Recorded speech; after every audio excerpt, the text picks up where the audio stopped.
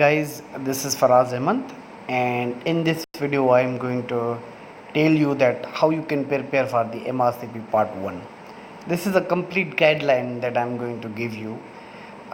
This is on the basis of my experience that I have gained working on MRCP for about 2 years now, and it might not work for you, it may work for you, I can't guarantee about that, but this definitely will give you the hint or give you the path that you can follow, and I'm sure that one way or other you will definitely be successful if you are going to follow this. So let's talk about it. Well, first important thing is duration. This is very important point that first of all you have to decide when you are going to prepare for it is to select the duration well, because sometime what happens that you select a duration which is less than what is required for the part 1, and another way you select the duration which is higher than what is required for the examination. So in the end of the day you are unable to really prepare well, and in the end of the day you lose it.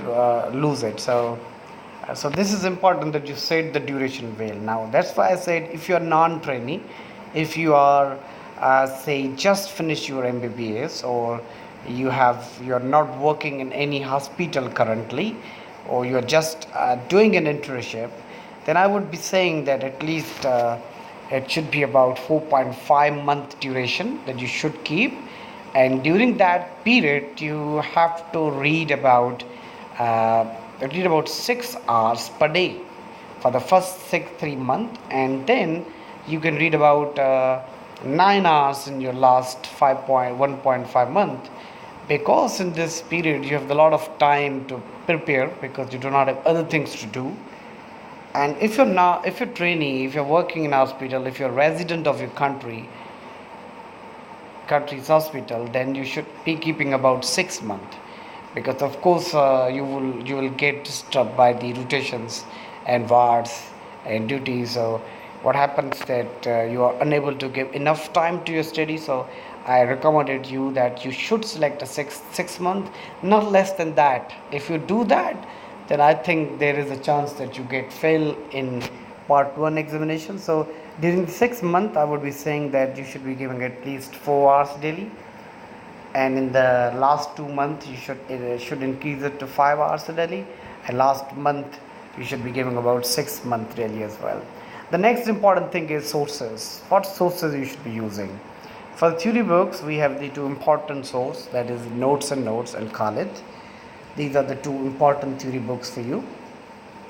Now, another advantage of reading the theory book is that you will have the prior knowledge when you come on the Q bank, so that will help you to understand the stuff which is written in the Q banks.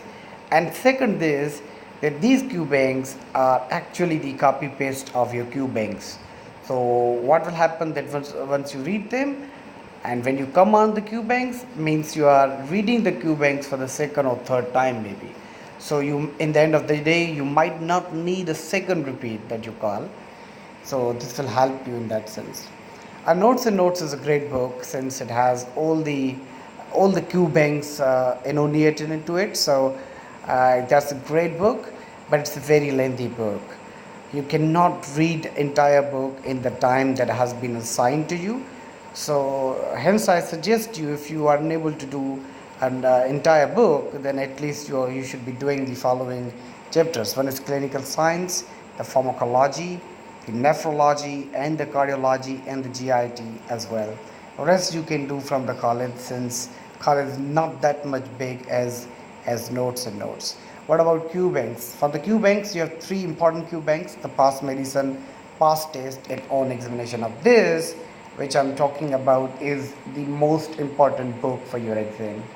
You must be doing twice, if not more than that. And the second, you can choose any of these, whether past test or on examination, but you should at least choose 2 Q banks, not a one Q bank will not work for you. That's what I feel. Okay, now cover the following chapters from on examination, and rest you can do from the past test. Now, why I am saying that? Because these chapters are not uh, directly written in past days, so I recommended you to do nephrology, blood oncology, clinical science, and infectious disease from the own examination. Okay, so what about past papers? Well, I always say that you should be reading past papers. If you're not doing in all the past papers for the part 1, for the part 2 you have to do all.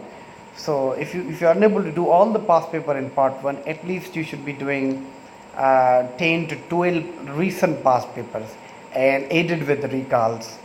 That will help you, but do them after you complete your Q banks. So that's where it become very much important, and it will give you the additional questions that will again strengthen your concepts.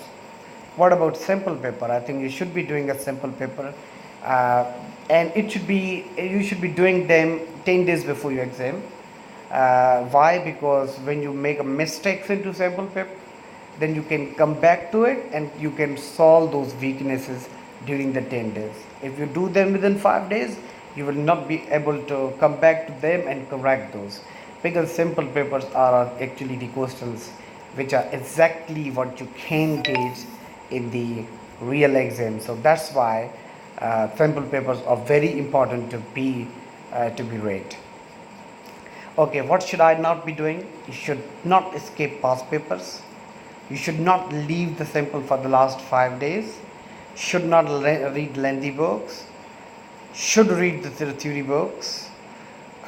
Do not really take any rest in between your preparation. I don't recommend that, because that will break your rhythm.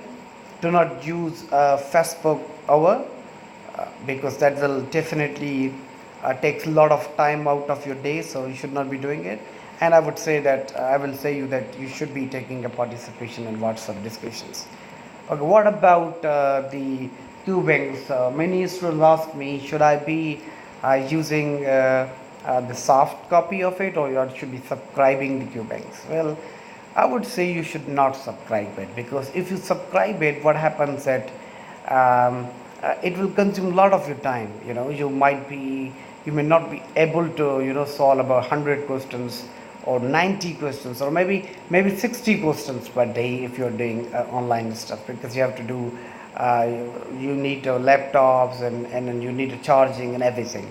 So I would be asking you to do the soft copy. I think that will help you, and try to make your own notes, because if you make your own notes, then it will help you in revising this stuff. So you should be making your own notes. This is something that you can do by yourself when you are reading and preparing for it. And discuss with your friends, make a study partners, discuss with them. That's all. And if you have any other question that you want to ask, you should be commenting on my YouTube channel, and I will reply you there. And if you have anything to ask from me, I will definitely make another video to tell you about that as well. Thank you guys. Please share my video, subscribe my channel, so that I can make the more videos for you. Thank you.